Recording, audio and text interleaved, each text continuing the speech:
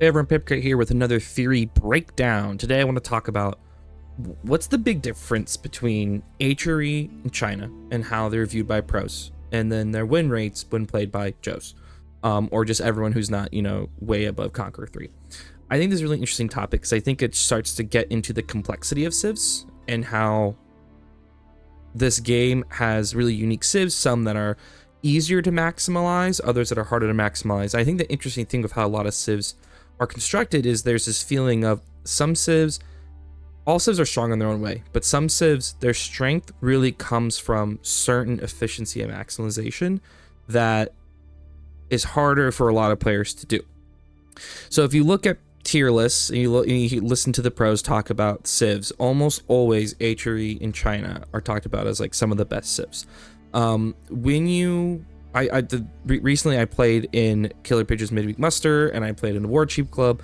I got stomped in both by much better players, but in every single draft I saw, because people have to post their drafts like the discords when they're setting up the games, everyone banned HRE in China. Everyone banned HRE in China. And it makes sense because if you're really good at the game and you know how to do things well, you're going to play those civs to a level that most of the civs cannot compete.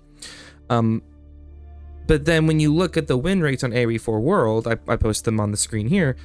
In general, HRE and China are both pretty low win rate, below 50%. And that truly, I think, we could talk about this for Rus too. Rus is considered a really good civ, but low win rate. Byzantine is considered a good civ, but low win rate. But I wanted to focus on HRE and China because I think they're the ones who are most consistently just S tier, considered way too good, and I think the complexity of them also kind of applies to Byzantine or Rus and any other civ that is both considered really good by pros, but not scoring well by other players. So let's get into it. I wanted to put this now at the start, so I don't forget to say it. Please like and subscribe. It's huge for a channel my size. I'm trying to put out good content. I want people to see it. Your like and subscription really, really helps. If you want to check me out on Twitch, check out the box below the video, as well as my coaching Discord. Let's go. So overall, when you think of pro level play, you think of people who are reaching a level of efficiency and maximization that pushes civs to like the very edge of their possibility. And that means that civs that have that ability to go a higher level, that have these bonuses that if worked just right gives you way more benefit than other civs, they're of course going to be much better. On top of this, I also think about flexibility and speed. Pros love it when they have an ability to quickly change tactic and quickly change it to a different style of gameplay to react to what their opponent is doing, and they can do that quickly. If the civ allows that to be done fast. So when we think of China and HRE as we're doing in this example, they both have this. They both have efficiency and maximization that, if done right, makes them a lot better than other civs, and they have flexibility and speed that allows you to transition to other phases of playstyle or gameplay. But on top of that, they're not just easy to do. It's not something that you can just straight up do, and it's a pretty easy step-by-step. The difficulty in unlocking their bonuses is what makes them special civs, and what makes it so a pro player can completely dominate somebody else with them, even if someone of somewhat similar skill level. Like, pros don't want other pros playing these civs because if they maximize those civs bonuses, the other civs they have don't compete. So that's what makes them special, but also is the key reason why lower level players aren't playing them as well, because they can't do those special steps. They can't do the efficiency or maximization steps that allows them to get the most of that civ. So let's see some examples. For each civ, I want to go through and explain what are some examples of this in action, so that if you like playing these civs, you can try to do these yourself to actually get better and better at maximizing these civs bonuses, because I love both these civs, especially China, but I love HRE as well. I love playing both these civs, and it's really fascinating watching pros play them. So first, the HRE. HRE has a really good eco, and they have a pretty good military as well. But the eco comes with a very specific usage in how you focus on those. So let's start with the prelate. The prelate on its own is very good. HRE spawns with the prelate with its 6 villagers. The prelate buffs villagers, and they get an 40% speed gather buff, which is amazing. A prelate on its own can buff 8 vills at once. After that, they're buffing any vill they can, but they're not keeping them buffed. And a buff lasts for 35 seconds, by the way. So this gives HRE an amazing early game eco, because if you're starting with 6 vills, but HRE starting with 6 vills, their 6 vills usually are being buffed the entire time. So immediately you're getting outgained by 40% from the jump in the game. So that gives HRE this amazing tempo even from the jump. Now, what's interesting about that is if you look at other civs have ways they get bonuses in their eco, whether it's like Abbasid and Ayubid, where if they get a certain amount of buildings near the TC, they get gather bonuses. Rus, they get a certain amount of food bounty, they get gather bonuses. Other civs have special upgrades or unique techs. For HRE, it is the Prelate and it is the Relic. That is their two ways that they're getting major eco bonuses outside of the same eco upgrades that any civ has. And so it's interesting seeing how you maximize the Prelate and its inspiration is everything when it comes to HRE Eco, because if you're maximizing it and if you're being efficient with how you're using the Prelate, that gives you so many resources. So that leads into the feudal landmark that is almost always picked by HRE, which is the Aachen Chapel. The Aachen Chapel, when a Prelate sits inside of it, immediately buffs any village within its circle radius that 40% gather speed. And what's special is that now you can buff as many vills as you want. As long as the vill enters that circle, it will then have that buff for 35 seconds. And that even means if they enter the circle, then leave the circle, they'll have that buff. So they might not maintain it, but at least they'll have it for a certain amount of time. And so this is our first example of maximizing the value of the Aachen. Where you place that Aachen is everything. Are you placing it on resources because it acts as a resource drop-off? So if you put it against resources, you're saving resources on economic buildings, villagers are dropping directly into it, they're gathering super fast. A big reason why HRE is so good with the Pro Scout meta was because if you put deer under the Aachen, you're getting an insane amount of food. And that means you can have very few vills on food and then be getting more food than the civ you're playing against, and then you can just put that immediately into units and just steamroll people, or go castle and steamroll them there. So that Aachen provides an immediate eco boost, and where it's placed and how it's used is important, because later on, an HRE tactic is to add farms early. Feudal farms aren't great, right? But a feudal farm with 40% gather rate bonus under the Aachen is pretty darn good. And so that ability to maximize when you're adding farms efficiently, making sure vills are near that Aachen as much as possible is huge. Then you see outside the Aachen is where HRE's eco fails. And I think this is why when the buffs came out recently for HRE and they did that monastery change, where you can get that monastery tech, which allows monasteries basically act like mini Aachen chapels. I think the thought of the devs was, while pros are very good at maximizing the HRE bonuses, they'll make more prelates, they'll keep vills with prelates and buff them, or even just having the Aachen food bonus is enough for pros to just boost them into wins of HRE. Devs are sitting here thinking most people don't have the wherewithal to maximize their prelates and their usage, so the best thing we can do is provide another way for them to make Aachens around the map. And so the recent monastery changes, I forget the exact name of the tech, but it's in castle, it's in the regnants, or in a monastery. What it does is you then garrison a prelate in that monastery, and then it acts like a mini Aachen.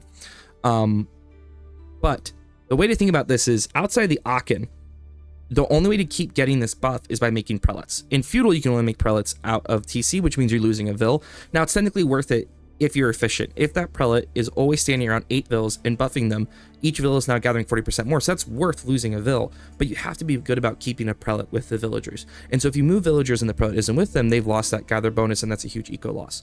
So you can see how the maximization, the efficiency, the flexibility all come from your ability to keep balancing prelate numbers, keeping them with villagers, or if you're in castle and imperial, doing that monastery buff to keep vills gathering fast. And so that's just a huge part of the eco. If you don't do this, HRE has no other eco bonuses that they can just research and get, and they're not getting anything naturally from building amounts or different civ bonuses. That's it. And so while it's very strong, if you're not good at keeping the prelate with your villagers, you're not good at remembering to move them and keep them and do the monasteries or things like that. I've done this. If you forget to put a prelate in the freaking Aachen, like, that's an immense amount of eco you are losing. If you place the Aachen and put buildings around the Aachen so you can't put farms around there, that's eco that you're losing. Pros don't mess up on that. Though it is funny, some pros do mess up on it, but they're just better on a lot of other ways too. That leads to the second eco bonus, which is the relics. HRE has a special a relationship with relics. Once again, it is on a certain landmark path though. So if HRE goes for the Regnitz Cathedral, they get extra gold from relics. And this is really powerful. If they get basically 3 or more relics, you can really feel that eco difference. Depending on the strategy they can play, they might not even need villagers on gold anymore, which is a pretty big deal. Those relics, even if you don't go Regnitz, so even if you do Burgrave instead, those relics can still be placed in towers, which is a pretty big deal. So these relics also provide a huge defensive bonus. So whether they are in towers, docks, keeps, or monasteries, or the Regnitz cathedral itself, the gold is being gathered. But if you put them in towers or keeps, they do a massive defensive bonus. They provide extra vision, they provide extra range on defensive weapons, they give them extra health. So you can create this defensive network with your relics that makes them really strong. You add that with the HRE bonus of their emergency repairs, where if a building is within the aura of the TC, you can repair it with one click of a button, and it can survive like multiple ram hits. It's crazy stuff. That stuff is really powerful, but has to be carefully micromanaged to be effective. And so there's a lot of maximalization around this. If you're not putting your relics in your towers or in keeps, you're missing out on a huge defensive bonus. And what pros have long been able to do with HRE is put this perfect balance of, I'm going to set my towers in this perfect spots, I'm going to get them upgrades, or I'm going to rush imp and get cannon placements on them and you can't push them. Like, pros are super good at using the relics in a defensive capacity to rush Imperial with the Swabia, which gives them a whole lot of villagers, and now their eco is booming. They can't be pushed because these towers are doing so much work defensively, and they know how to make just enough units to hold. Lower level players can't do that. Lower level players will forget to put the relics in the towers. They won't put towers in good defensible positions. They won't get enough stone to upgrade them all. They'll make too many units and get stuck in castle. They won't make enough units and they'll lose on a push. There's so many ways it can go wrong. There's so many ways you can mess that up, where if someone is just making units in a movie, they're going to beat that. So once again, it's something where a lower ranked person will make a lot of little mistakes that add up to a pretty big issue, but a pro knows these things, can adjust them, and then really maximize them and make it really tough to beat HRE. So in the perfect world, HRE has like 4 to 5 relics, so their gold income's amazing. They have farms around the Aachen or other monasteries, their food's amazing. So they have this immense amount of food and gold, and so they can just spam units, and that leads to the HRE military. So the HRE military has some unique bonuses about it that when you play that with the eco, give them an immense advantage on the battlefield. So the infantry are faster, naturally faster. In Dark Age it's 5%, after Dark Age it's 10%. They're speeding across the map, and so that means that if it's an infantry versus infantry fight, they can take engagements and then leave if it's bad and not lose units, or if they're winning, they can just chase you down. Their men-at-arms are thus very good, and in Castle with all their upgrades, men-at-arms can fight knights because they can get heavy maces, and they can get they can get another attack that gives them even more damage, and so that means they're beating other men-at-arms outside of like Japan, I think, and then they are straight up in enough numbers can beat Cav. And so think about this like style then. So even if this is in feudal, so with just the Aachen bonus, not even the relics bonus, this gives them so much potential tempo, where their eco is good. They immediately put that into units that are quick, and then they use that to just flood the field. So one major strategy that HRE uses to be successful is once they get the eco going, they're just going to flood you with units. The goal is not even to take big fights. You'll just have pings all over the map. You'll have 3 men-at-arms here. You'll have a group of archers coming through here. You'll have spearmen attacking here, and it just tears you apart. Even if your military is better, you're just bleeding villagers when you finally try to push back. Their eco's so good, they're pumping out another army and they're fighting you, and then you can't keep making units and you lose. And so that just means they're one of the best raiding civs if done right. You have not experienced hell like having 14 HRE archers just running through your eco and your villagers cannot run them. The only thing that can beat them is horsemen, and even then the archers will just ignore the horsemen and keep killing vills. It's awful. It's honestly awful. And that the thing is, though, to maximize that eco into mass units, into mass raiding style, requires a lot of APM, it requires a lot of maximization, it requires a lot of production, and it requires you being really consistent on making units and setting them off and being smart with them. I know I'm talking fast, so I'm going to slow down a second. But the idea I think is important to hold there, which is if someone has a lot of the skills of a pro RTS player, they are feasting with HRE, and they can do so much work with them, and it's so hard. Like the defense is the offense basically, while a lower level player who might be sitting there just trying to get their eco set up, they're trying to make units, they don't make enough, all of a sudden the game overrun. They say, well, where did it go wrong? I thought HRE is supposed to be this amazing civ. Well, you missed out all of these things that give you an advantage. Even if HRE is to play a defensive grind style, they're very, very good. Like if it comes down to both sides are making keeps and doing siege, well, guess what?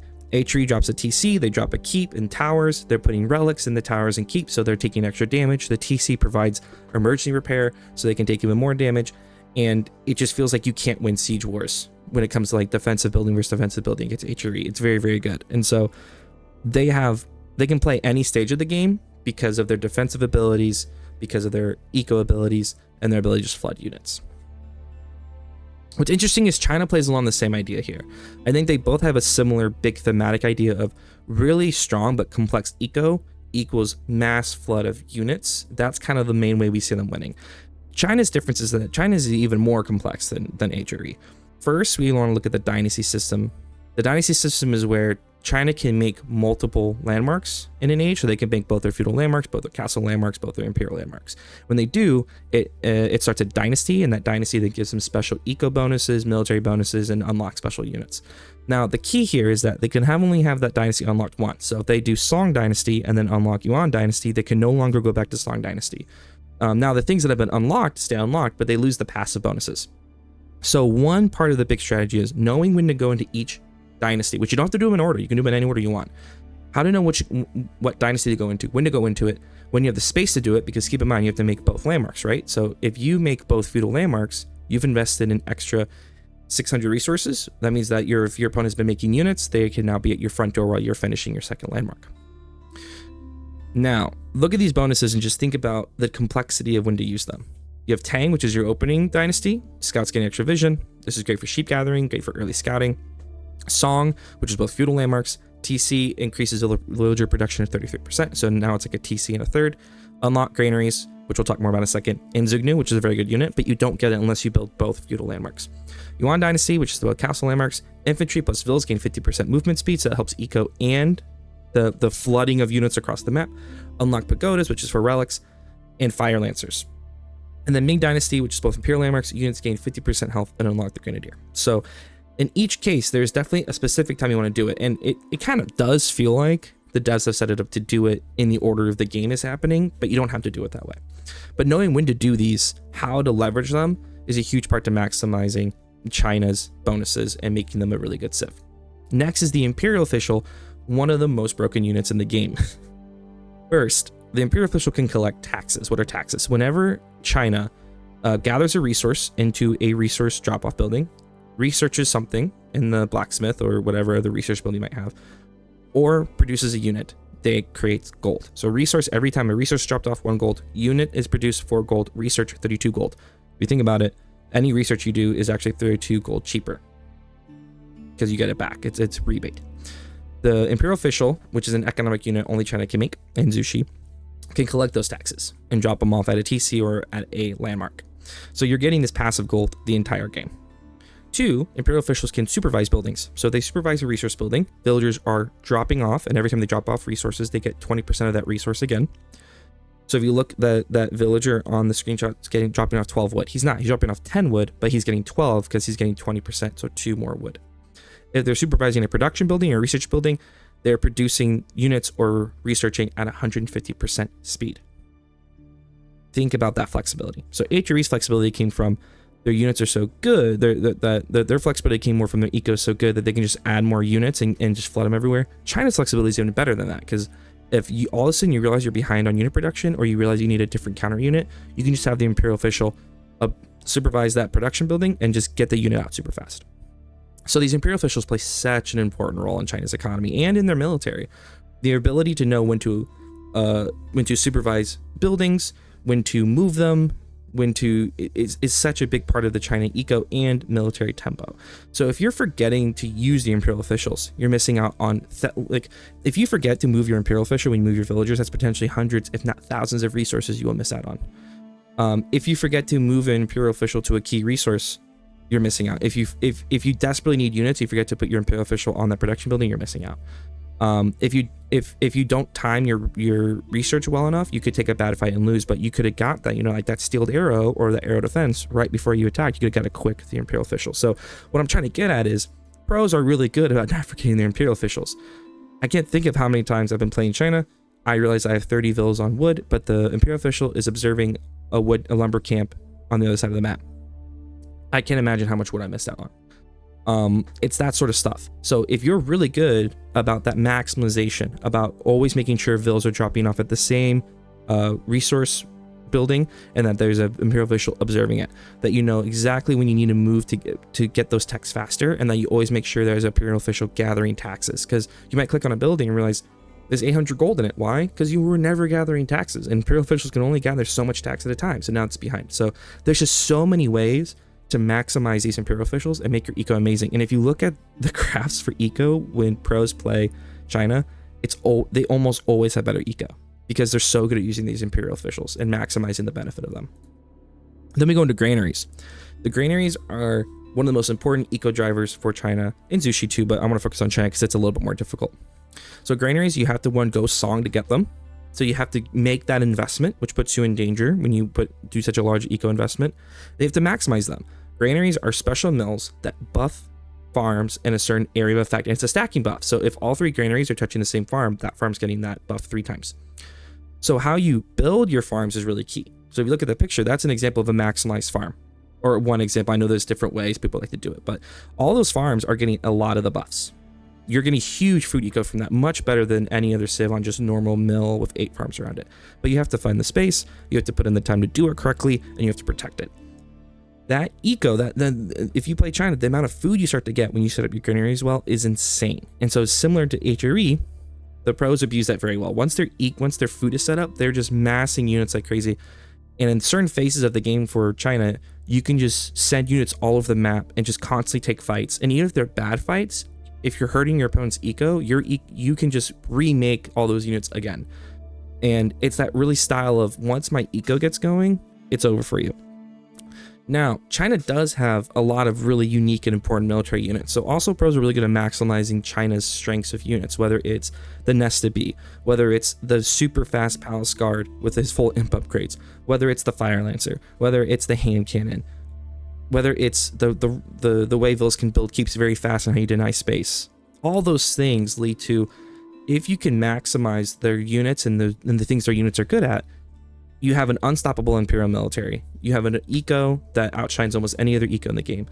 And it makes China a powerhouse, a true powerhouse at every phase of the game. Like there's not a phase of the game that China is not bad at if you know what you're doing with the Civ. Overall, I hope you enjoyed that, and I hope if you are someone who's always wondered why are these civs considered so much better, but they're played so poorly by everyone else, I hope you realize that the complexity of these civs is what unlocks the bonuses.